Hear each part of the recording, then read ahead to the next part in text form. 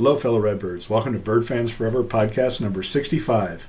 If you've been a fan of the podcast and like our videos, a good way to support the channel is to like our videos and slam dunk the subscribe button on our YouTube channel, Bird Fans Forever, with the number 4. Also, go follow us on our @BirdFansForever Twitter account to be notified of our latest podcast videos, and visit our website, www.birdfansforever, where you can find a list of our previous podcasts.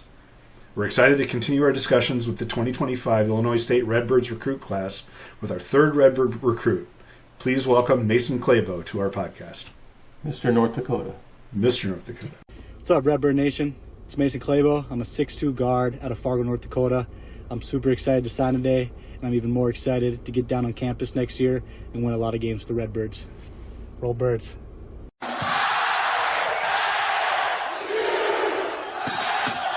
Hello and welcome to Bird Fans Forever and episode 65 with Mason Klabo. Mason is going to be an incoming freshman here in the fall with the men's basketball team. Mason, welcome to the show.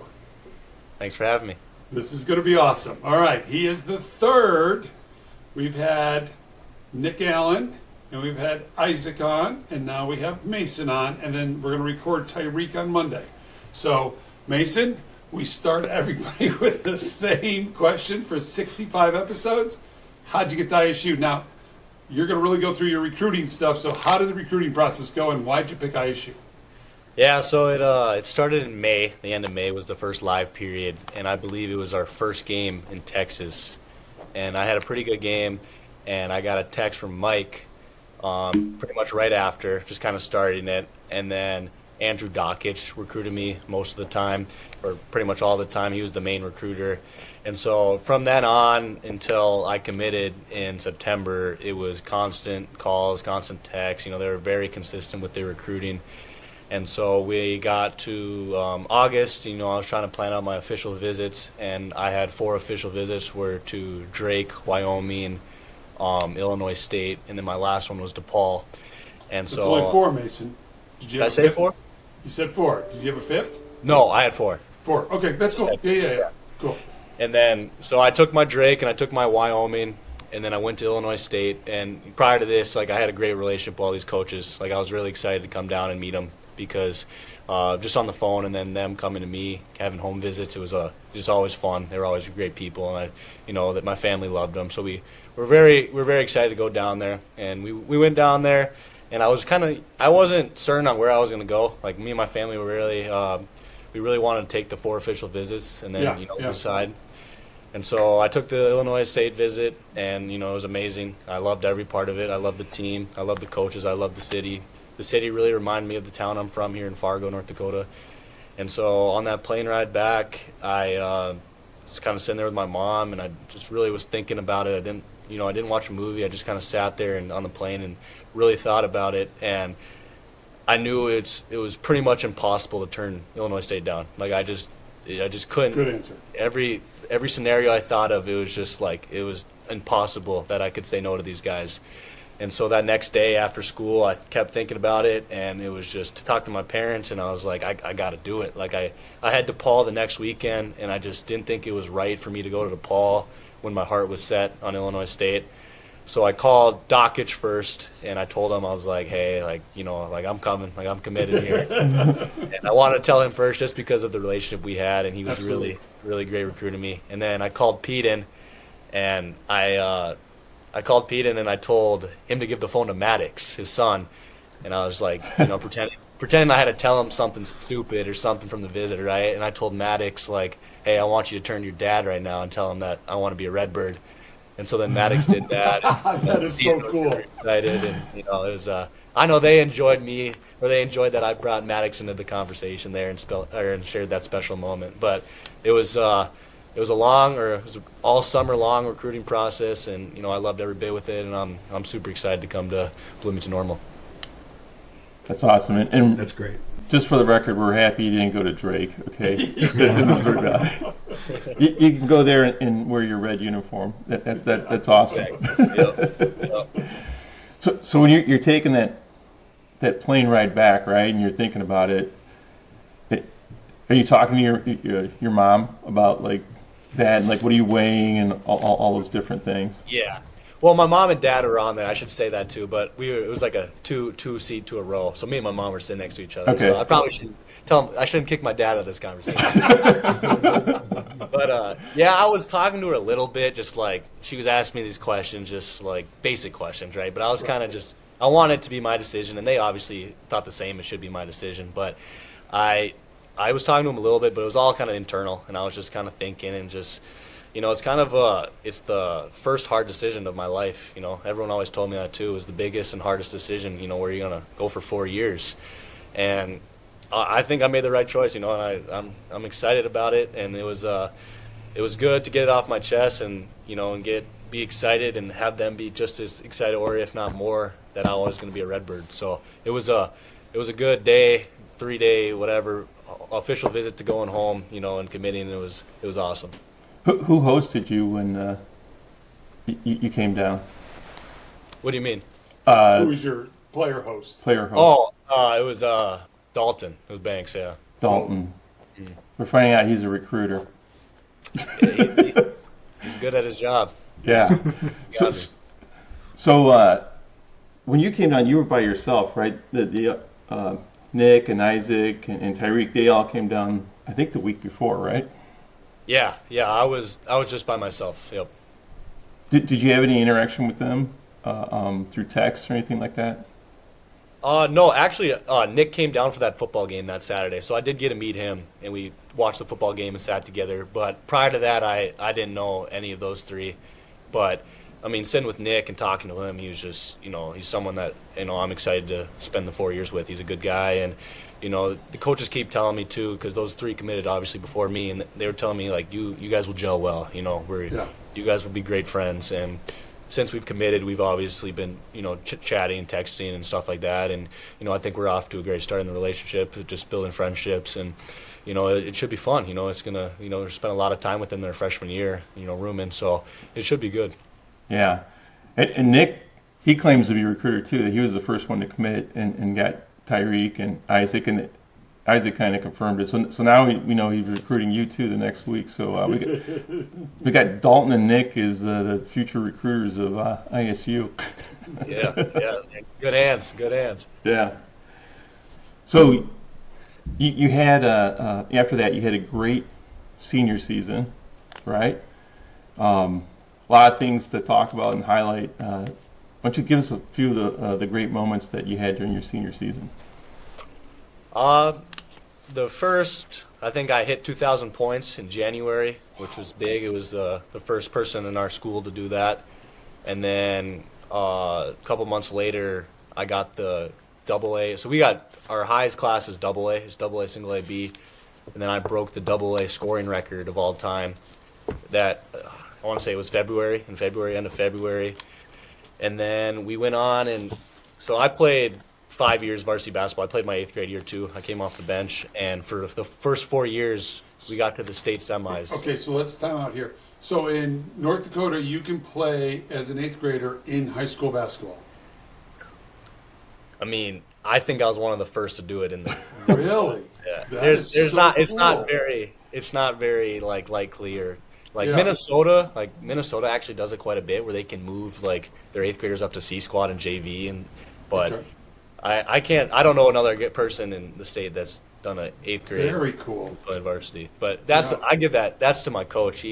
That's all props to him, because he was the one that Saw something in you. Yeah. Yeah, he saw something. He gave me the chance, and obviously it worked out. But I give props. I have a really good relationship with my high school coach, so it was. Good. It was really cool if we let him do that. But going back to what I was saying there is the first 4 years we made the state semifinals and we lost for 4 years straight. So I got 3rd place for 4 years in a row. Wow. And then this senior season we finally got over the hump, and we lost to a good team who only lost one game all year. So I mean, we got 2nd place in state. We lost the state championship, but it was a really fun year with a great group of guys, and I'll be missing it for sure. So 2,000 points. Tell me what that's like, because I think in 30 years of playing rec ball afterwards, I'm almost up to 2,000 points.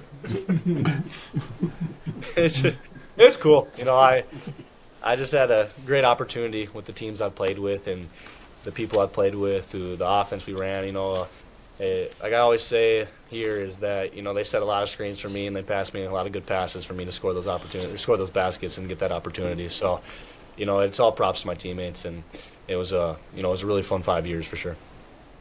So are you a gym rat? We know you are, right? I'd say so, yeah. So you got a routine like that you did to work on your shot to score 2,000 points? And I'd say from 8th grade to my junior year, I'd go shoot every morning in the season. I don't know if I missed much days other than if I was sick, but that was kind of my main thing, was just getting the shots up, getting the reps up, because it started after my 8th grade season, actually, not during, but after the 8th grade. I was kind of struggling shooting there at the start of my freshman year, and so I started going in and shooting, and during Christmas break we went in every. Would the coach meet you in there in the mornings? Mm-hmm. Okay. During freshman year, yeah, because he was just kind of struggling. I wasn't shooting the percentage I wanted to, making the shot, 3-pointers I wanted to, and so we went in and shot in the morning during Christmas break before practice, and then that next game I had I think it was like 7 or 8 3-pointers and 45 points. And wow. So ever since then I was like, I'm not losing this. Like I got to stick with this. But yeah, it was kind of the routine. And then obviously when I got older, I just think the learning how to lift and eat well, and just from my sophomore year to my junior year, I put on a lot more strength, and junior to senior, which helped a lot just because, sometimes in our offense, if they're trying to take me away on the 3-point line, they kind of put me in the post. And, obviously I can't do that here in the Missouri Valley, but it was fun in high school just because I was a little bit stronger than everyone and I could get to my spots there in the paint. So just stuff like that. I wish I learned, earlier in my career that lifting was very important and being stronger, just because it can open up so many more opportunities to, score the ball or find open people. And Dalton does that today, right? Right. Gets in there and especially depending on how we run the offense, and if those opportunities come, running and post up a guard. That's especially if you can abuse your man. Heck yes, right? And they'll find ways to get you that opportunity. Right. So. Yeah. He's a lot stronger than me though. I'll give him he's a running back. He's also 5 years older than you too, right? Right. So Mason, you talked about scoring 2,000 points. So let's talk a little about your game on the defensive side. So tell me, in high school, what you guys play? Did you play man-to-man? Did you guys zone it up, press, or anything like that? And then what was your role there? Yeah, so we're mostly man, right? And then we throw a lot of things at them. That's kind of, my coach loves kind of just throwing zones at them, in like a timeout, right? And it's their time on offense. We try to throw a zone. So my first 2 years was a lot of man-to-man. And then we got a kid who was a year older than me who was really lengthy, really athletic. He's like a 6'4" Cam Barnes, like literally just exact replica. How he jumps, just how he's just bounced off the ground. So we ran like a 1-2-2 full court trap with him, and we had a lot of success with that. And so when he graduated last year, we kind of got out of it, but then we started again this prior year in the start, and we went on a big run during the middle of the season, and kind of kept with it, and then we went back to man. But we were mostly man, and then we'd throw in a 1-2-2. We called it 12, or we'd kind of sit back and run a 2-3 every once in a while. But our main focus was man every time. So I'm sure, scoring 2,000 points, it's not really a hard scouting report to go someone better go pick up Mason, right? And I'm sure there was some defenses that were set up to stop you. So what did you do to get yourself free? Were you one of those guys that just they're nonstop move, or how did that work? Yeah.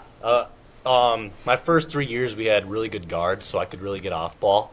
And then this year I was more, on ball heavy, just bringing it up and getting us in the offense. So those first 3 years I was really off ball, really moving. Guys were setting really good screens, and I know a lot of people kept getting mad when they guarded me because our guys kept screening. So that helped a lot. And then just this year on ball, I just felt like I just had a little bit more quicker step than people in their conference, and I could get to the paint, and I could dish, or I can get to the hole, and and other stuff like that, and just kind of kicking it, finding the right guy, and then keep moving with it, and just that's kind of where my opportunities came, and on the defensive end, getting easy buckets, trying to get a steal, and I think I averaged around 2.5, 3 steals for my 4 years. So just trying to get steals, trying to get open buckets, making it easier for us on the team to score was important for us. Yeah. So you consider yourself a combo guard then, or?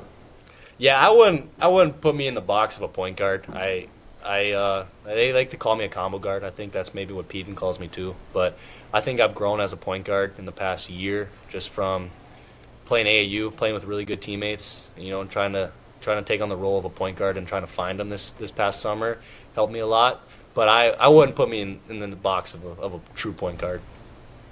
Yeah, but I think you're underselling yourself. I've seen some of your stats and some of your videos. You're a pretty good passer, and you get a fair amount of assists too. So, it's nice to see someone that can score, but they can also set up their teammates too. Yeah. No, I mean, once you score, they kind of put the, like you said, the defense kind of around you to stop you, and that leaves our teammates wide open. So obviously, I was trying to trust them this season for sure. And this was the most I've had this year with assist. I think it was just under 7 or under 6. So it was, trusting our teammates. And if they're gonna stare at me and try to stop me from getting to the hoop, that I got to kick it to the right guy and let them make the good read and let them make the shot, in which they did this year. So when you showed up on campus, right, Saturday, you ran with the team. So you got, I think we had 5 people from Wisconsin, right? And you're from North Dakota. And I think you played AAU in Minnesota. So did you introduce them to Wisconsin versus North Dakota basketball, or what? No? No. No, you didn't say, Hey, so you met Johnny, right? I met him for just like an hour. He had to go that weekend. He had something important. So I met him and like Ty. I think I didn't meet him. Ty and Jordan. I didn't get to. Oh, okay. Yeah, because it was before the basketball season. Mm-hmm. But how'd that go playing against the team? Poindexter, and yeah, it was good. It was for sure an eye opening, just because it's how physical they are, and the most I took away from it is how well they run the floor. Like every time I got the ball, the big guy was running the court hard. They just had so many open layups. Like I'm always used to being ahead with the ball. Like it's like hockey, right. trying to be ahead with the puck, but these guys, they ran the court so well, and it was easy to find them, and they moved so well. And it's so much easier to play basketball when 5 guys know exactly what to do, where to be, and it was a lot of fun just playing with them. It was, it makes me really excited for next year or this summer, just, playing with these guys and getting better, because it just makes everyone better when we get to play and compete against each other. Did you get the luxury of taking the ball down the lane and saying hello to a big guy, or no? Big Leap got me a couple times, yeah. He blocked my shot pretty good a couple times, and I learned for sure. Yeah, it's a little bit different. There's a 7'1" guy sitting in the lane, huh? Yeah. It was a learning moment. Yeah. How tall are you? 6'2"? Yep. 6'2". Okay. Yep. Yeah, so you got pretty good size too for a guard, right? Yeah. Yeah. So, talk about you were named Mr. Basketball, right? North Dakota. Talk about that honor and what that meant to you and your team. I'm sure your teammates were probably as happy as you were too. Yeah, no, for sure. It was something you grow up as a kid, and you stay here in Fargo, and you're looking up to these guys, and they're getting Mr. Basketball, and you always keeping track of who's getting it. It's a goal that I've always wanted, and just to be able to reach that goal and achieve that goal was super cool. And it's just like it's cool for the school. Like, we've had one other Mr. Basketball, and so I'm the second, and I really take pride in that. It's more for the school, obviously, because now it's kids that go through our Davies program, and they look up to me, and they want to. I was once there too, looking up to Tanner, who won it in 2014, and I wanted to reach that. So now it's something for the future to look up to. But I think the coolest part is my mom was Miss Basketball here in '99. So. Oh, really? Really? Yeah. That is awesome. Being able to share that with her. At your high school? No. She's from like 3 hours west, Mandan. 3 hours west. Okay. Mm-hmm. Okay. But she was Miss Basketball in 1999. Wow. That was. Where did she play college at? University of North Dakota. University of North Dakota. Okay. Mm-hmm. Yeah. So that was really cool. So when you show up at ISU, it'll be this summer, right? And then, like, what are you looking for your 4 years from ISU? Like, what are you hoping to get? And then in October, November, when you start to go into SFQ in the arena, like, what should we expect from you? I just want to learn as much as possible, just from the conversations I've had and when I've been there, is that these coaching staff know what they're talking about, and they're very smart. And I'm just really excited that I get to learn from them, because I've always been kind of a basketball junkie, just learning and, just understanding the basketball and, reading books about it and just stuff like that, where I'm really excited to get down here and, talk to Pete and talk to Doc, talk to Slay and all these guys that go through film and just trying to learn and get better. And, I'm just really excited to compete at FQ. I'm just, trying to compete, trying to do the best to be on the court and be able to help win. And, out of the 4 years is obviously I won a Missouri Valley Championship. That's what you come here to play for. And it's been That's what we want to hear. It's been a while, but it's going to come back for sure in these next 4 years. All right, Mason, we were talking off air, and you kind of gave us your family lineage of all the places that your relatives have played. So let's start with Grandpa. How did they go? Yeah, so Grandpa played football at NDSU. My mom and dad both played basketball at UND, University of North Dakota. I forgot to add this, but my aunt also played at NDSU. My aunt on my dad's side actually played my mom before they met in college, so it's kind of a small world. Yeah, I forgot to add that in there too. So my aunt, do they like each other then, or no? Probably not. It's a big rivalry. But my brother played football at NDSU, and then my older sister played basketball at UND. So I have a lot of family in the football, basketball world in North Dakota, and it was it was really good to have people in my family, and I'm really special and blessed to have people in my family I could look up to and ask questions, because they've obviously been there before and they know what to expect to play at the high level. So, yeah. All right, this has been awesome, Mason. So this is what we call closing. Here's your chance. Yeah, so I just want to thank. I want to start off thanking Pete and the Illinois State staff just for giving me the chance, giving me the scholarship to be able to play at Illinois State, and it's going to be a lot of fun 4 years. And I want to thank my coaches I played for from AAU to high school. They've helped me tremendously, just with the basketball and with recruiting, and it's been just an honor to play for them. And then my parents for taking me. I played at AAU in Minneapolis, which is about 3.5 hours away. So they've taken me to practices and games since I was a sixth grader, which they didn't need to do that. Even though it's not a lot of people do that, and it was just a blessing. And I wouldn't be in the position right now if I weren't for them, being my parents and taking the sacrifice to bring me to all around the country to play. So, I want to thank my parents, my family, and I'm excited for these next 4 years. Well, that is awesome, and congratulations, and welcome to Redbird Nation. So, this is Bird Fans Forever and episode 65 with Mason Klabo. Jon, hit it. Thanks, Mason.